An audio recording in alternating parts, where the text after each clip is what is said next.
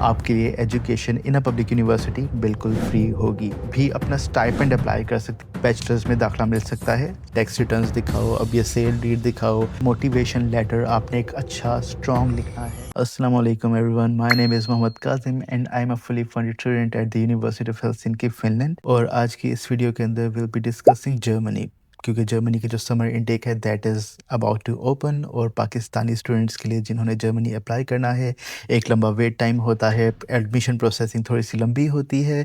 तो इस वजह से it is the time to plan ahead, और हम समर इनटेक के लिए आज से अपनी प्लानिंग स्टार्ट करें। आज की इस वीडियो में will be discussing everything about the Germany summer intake, including why you should opt for Germany, benefits क्या हैं, डॉक्यूमेंटेशन की क्या रिक्वायरमेंट है, एप्लीकेशन डेडलाइन क्या है, पोस्ट स्टडी वर्क अपॉर्चुनिटीज़ क्या हैं, पीआर के लिए कैसे अप्लाई करते हैं, फाइनेंशियल रिक्वायरमेंट्स क्या हैं, ब्लॉक अकाउंट कैसे रखवाना है, and everything with respect to that. And if you want to apply for Germany, this is the time that you have to start planning your case. और ये एक इकलौती वीडियो है that you need to watch, क्योंकि इसके अंदर हम हर चीज़ discuss कर रहे होंगे। तो चलते हैं वीडियो की तरफ। अच्छा, starting with why one should opt for Germany. Europe के अंदर और भी बहुत मुल्क हैं, और इस दुनिया में भी और बहुत मुल्क हैं अपार्ट फ्रॉम यूरोप जहाँ पर एक स्टूडेंट अप्लाई कर सकता है। तो जर्मनी ही क्यों? सबसे पहले तो वहाँ की जितनी भी पब्लिक यूनिवर्सिटीज़ हैं those are funded A1 for Pakistani students. तो जर्मनी में अगर आप अपना बैचलर्स पढ़ने जाना चाहें या मास्टर्स पढ़ने जाना चाहें, आपके लिए education in a public university बिल्कुल फ्री होगी। Secondly, Germany is the largest economy in the European block. तो अगर आप जर्मनी जाते हैं तो उनका जो अनएम्प्लॉयमेंट रेशियो है दैट इज़ जस्ट बेयरली अबव 6%, जिसका मतलब ये है कि जॉब ढूंढने में भी कोई दिक्कत नहीं होगी। उसके अलावा जर्मनी में apart from the fact that the education is free, आपके पास और भी अपॉर्चुनिटीज़ हैं टू गेट द फंडिंग। मतलब आप डार्ट स्कॉलरशिप के थ्रू, इरास्मस मुंडस स्कॉलरशिप के थ्रू भी अपना स्टाइपेंड अप्लाई कर सकते हैं, जिसका मतलब ये है कि आपका लिविंग एक्सपेंस भी गवर्नमेंट फंडेड होगा। इसके अलावा जो अपॉइंटमेंट प्रोसेस है पिछले कुछ सालों से बहुत ज़्यादा कॉम्प्लिकेटेड था।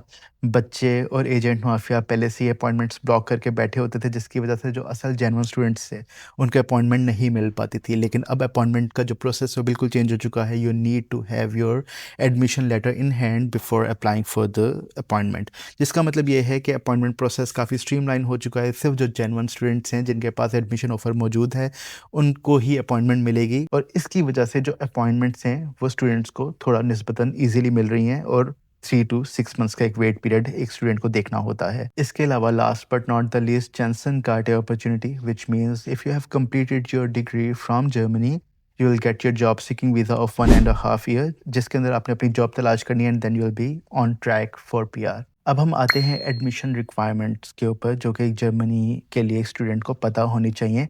अगर एक बच्चा बैचलर्स में अप्लाई करना चाहता है तो अनफॉर्चुनेटली जर्मन यूनिवर्सिटीज़ की जो एडमिशन रिक्वायरमेंट है that is 13 years of education, जिसका मतलब ये है अगर कोई बच्चा एफएससी, एफए, आईकॉम वगैरह इंटरमीडिएट करने के बाद अप्लाई करना चाह रहा है तो पाकिस्तान में उसकी जो एजुकेशन है that is 12 equivalent. Even if अगर बच्चा डीएई करके फॉर एग्जांपल आ रहा है, जो कि प्रैक्टिकली 13 ईयर्स ऑफ एजुकेशन बनती है, बट क्योंकि उसकी इक्विवेलेंसी एचईसी या आईबीसीसी 12 साल की देता है, तो आप उनकी बेसिस के ऊपर डायरेक्टली बैचलर्स में पब्लिक यूनिवर्सिटी में अप्लाई नहीं कर सकते। अब ऐसे स्टूडेंट्स के लिए दो पाथवे होते हैं, या तो वो 2 सेमेस्टर्स किसी भी रिकग्नाइज्ड यूनिवर्सिटी से अपने कंप्लीट करें, और फिर उनकी 13 ईयर्स ऑफ एजुकेशन कंप्लीट हो जाएगी, जिसकी बेसिस के ऊपर उनको एक रेलेवेंट कोर्स के अंदर एक रेलेवेंट यूनिवर्सिटी में बैचलर्स में दाखिला मिल सकता है। सेकंड, वो फाउंडेशन ईयर प्रोग्राम में दाखिला ले सकते हैं, जो कि पब्लिक यूनिवर्सिटीज़ भी ऑफ़र करती हैं, लेकिन वो मोस्टली जर्मन लैंग्वेज में कोर्सेज़ होते हैं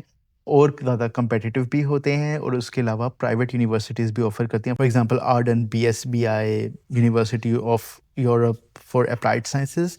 तो आप ऐसी यूनिवर्सिटीज़ में जाके अपना फाउंडेशन कंप्लीट करके एक बैचलर्स कोर्स के अंदर भी इनरोल कर सकते हैं। इवन दो जर्मन वीज़ा की एक फॉर्मल रिक्वायरमेंट नहीं होती आइल्ट्स की, बट अगर आप आइल्ट्स कर लें, क्योंकि एक पूरी दुनिया के लिए उन्होंने फ्री एजुकेशन रखी हुई है, तो एप्लीकेशन प्रोसेस काफ़ी ज़्यादा कम्पिटिटिव होता है। Even though formal requirement is just above 2.5 CGPA and in some universities without IELTS, but if you have a good CGPA and if you have completed your English language test, ना सिर्फ आपकी admission processing अच्छी होगी, बल्कि आपको visa मिलने के जो चांसेस हैं वो भी बढ़ जाते हैं। अब हम आ जाते हैं एप्लीकेशन रूट्स के ऊपर। तो यूनी असिस्ट एक प्लेटफ़ॉर्म है जहाँ से आप अपने कोर्स की तलाश कर सकते हैं। ये एक सिंगल प्लेटफ़ॉर्म है और इसके ऊपर अपनी कोर्स देखें, अपना यूनिवर्सिटी देखें। कुछ यूनिवर्सिटीज़ डायरेक्ट एप्लीकेशंस भी ले रही होती हैं, आप उसको भी सर्च कर सकते हैं। बट एक यूनी असिस्ट एक स्ट्रीमलाइन प्रोसेस है, वहाँ पर आप अपने कोर्सेज़ को देखकर मल्टीपल यूनिवर्सिटीज़ में एक ही एप्लीकेशन के थ्रू अप्लाई भी कर सकते हैं। और एक बहुत इम्पॉर्टेंट जो पार्ट है वो ये है कि when you are applying for masters program, your degree should be recognised by German authorities, और वो देखने का तरीका भी काफ़ी ईज़ी है। आप एनेबिन एक प्लेटफ़ॉर्म है, लिंक मैं डिस्क्रिप्शन में दे दूँगा, यूनिअसिस्ट का भी, एनेबिन का भी, और तमाम तर जो हम चीज़ें यहाँ पे डिस्कस करेंगे सबके लिंक्स जो हैं डिस्क्रिप्शन में मौजूद होंगे। तो आप एनेबिन के प्लेटफ़ॉर्म पे जाइए और अपना पाकिस्तान सेलेक्ट करके अपनी यूनिवर्सिटी को सर्च करें। अगर आपकी यूनिवर्सिटी की जो रैंकिंग है एच प्लस है, तो only then it would be easier for you to get into a German university. Otherwise अगर एच माइनस है या एच प्लस माइनस है, तो उस सूरत हाल में थोड़ा आपके लिए रिकॉग्निशन लेना मुश्किल हो जाएगा। अब हम आ जाते हैं एडमिशन डॉक्यूमेंट्स के ऊपर कि आपको एडमिशन के लिए डॉक्यूमेंट्स क्या-क्या रिक्वायर्ड हैं। सीवी इज़ गिवन, आपको एक अच्छी सीवी बनानी है, रेलेवेंट सीवी बनानी है। मोटिवेशन लेटर आपने एक अच्छा स्ट्रॉन्ग लिखना है। Relevance is really important. अगर आपने फॉर एग्ज़ाम्पल डिग्री ए में की हुई है, किसी ए कोर्स के अंदर की हुई है, आपका एक्सपीरियंस ज़रा बी में है। फॉर एग्ज़ाम्पल आपने इंजीनियरिंग पढ़ के बिज़नेस डेवलपमेंट में काम किया हुआ है, तो उसके बाद आप दोबारा से अपना मास्टर्स इंजीनियरिंग में करने जाना चाह रहे हैं, तो you have to show why this is relevant. आपका एक्सपीरियंस कुछ और है, आपकी एजुकेशन कुछ और है, और आप दोबारा से एजुकेशन किसी और चीज़ में लेना चाह रहे हैं, तो रेलेवेंस बनाना बहुत इंपॉर्टेंट है।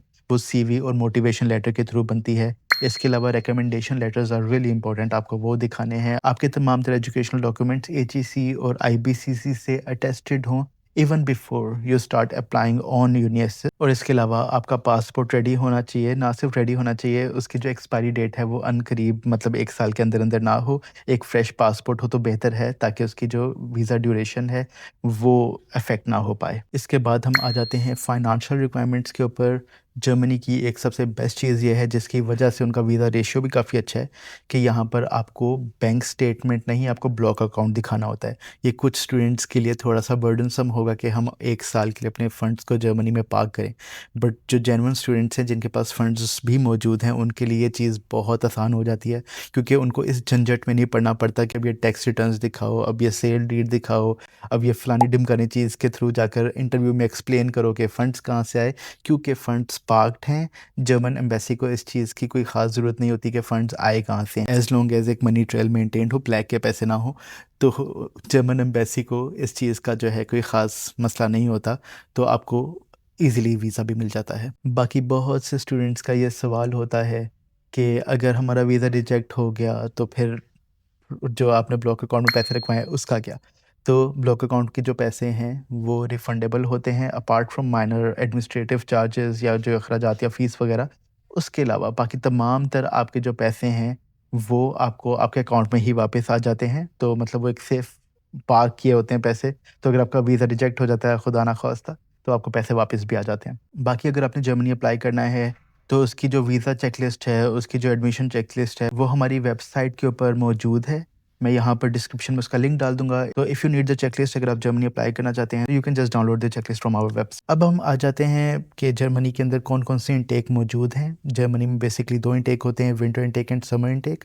तो ये वीडियो मोस्टली उन स्टूडेंट्स के लिए रेलेवेंट हो सकती है जो कि समर 2027 इनटेक के लिए अप्लाई करना चाह रहे हैं, क्योंकि उसकी जो एप्लीकेशंस हैं वो जनवरी 2027 के अंदर लैप्स कर जाती हैं। बट अगर आप जनवरी तक वेट करते हैं तो कुछ टाइम यूनिवर्सिटी लगाएगी, कुछ टाइम आपका एम्बेसी की अपॉइंटमेंट लगाएगी, तो it would be very difficult for you to join by May. आप मई तक बहुत ही मुश्किल है कि यूनिवर्सिटी के अंदर मौजूद हों। इसलिए बहुत ज़्यादा ज़रूरी है कि आप वेल इन एडवांस अपनी प्लानिंग स्टार्ट करें। अपने डॉक्यूमेंट्स एचईसी से टेस्ट करवाएँ, अपने फाइनेंशियल प्लानिंग करें, अपनी मोटिवेशन लेटर्स को बना कर रखें, अपनी रिकमेंडेशन लेटर्स का जो है आप इंतज़ाम करके रखें। तो अपनी टाइमलाइन को फ़ॉलो करना यहाँ पर बहुत ज़्यादा इम्पोर्टेंट हो जाता है।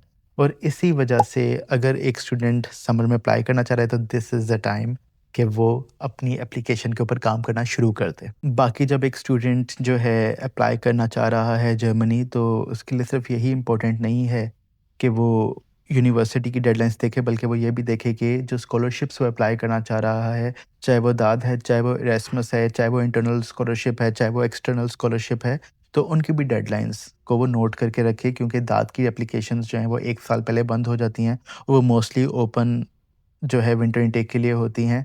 और उसके अलावा जो बाकी स्कॉलरशिप्स हैं वो देखना काफ़ी ज़्यादा इंपॉर्टेंट है स्टूडेंट के लिए, क्योंकि इवन दो एजुकेशन फ्री है, लिविंग एक्सपेंस आपने खुद अपने पास से करने होते हैं, ब्लॉक अकाउंट रखवाना होता है। तो अगर एक स्टूडेंट को स्टाइपेंड मिलना शुरू हो जाए तो उसके लिए ब्लॉक अकाउंट की जो सर दर्द है वो भी ख़त्म हो जाती है। तो इस वजह से अगर आप एक ऐसे स्टूडेंट हैं जो कि जर्मनी अप्लाई करना चाह रहे हैं, तो this is time you should start planning, you should start researching कौन सी यूनिवर्सिटीज़ हैं आपके लिए रेलेवेंट, कौन से कोर्सेज़ रेलेवेंट हैं, उन कोर्सेज़ के अंदर कोई स्कॉलरशिप अवेलेबल है या नहीं है। तो इस सब चीज़ के ऊपर रिसर्च करने की ज़िम्मेदारी आप पे अब से लागू हो जाती है। एंड अगर ये वीडियो आप अब तक देख रहे हैं तो दैट वुड मीन कि इस वीडियो ने आपको कुछ वैल्यू प्रोवाइड की है, जिसका मतलब ये है this is the time you should start supporting us by just clicking on the subscribe button, क्योंकि इससे इस वीडियो की रीच बढ़ सकती है और कोई जेन्युइन स्टूडेंट जो कि जर्मनी अप्लाई करना चाहता है उस तक ये वीडियो पहुंच सकती है। और इसके अलावा if you want to talk to us, if you want to discuss your case with us, हमारी वेबसाइट के ऊपर जो है कंसल्टेशन आप जाकर बुक कर सकते हैं। हमारी वेबसाइट के ऊपर एक फ्री स्कॉलरशिप गाइड भी मौजूद है दैट यू कैन डाउनलोड। और उसके अलावा हमने आर्टिकल्स भी पब्लिश किए हुए हैं, हमने चेकलिस्ट पब्लिश की हुई हैं, तो आप जाकर उनको भी रेफ़र कर सकते हैं। बाकी हमारा व्हाट्सएप नंबर भी इस वीडियो की डिस्क्रिप्शन में पिन्ड है, तो if you want you can contact us over there as well.